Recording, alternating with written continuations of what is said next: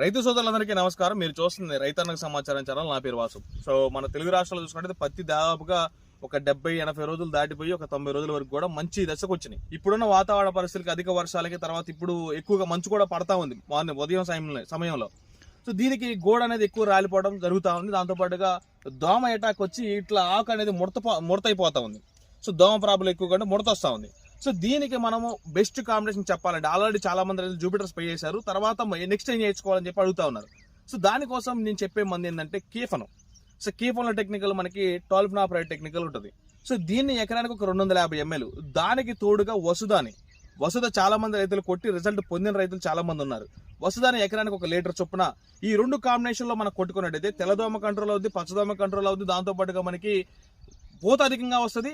వచ్చిన పూత రాలిపోకుండా అధికంగా మనకి కాపు సెట్ అయ్యే అవకాశం ఉంది.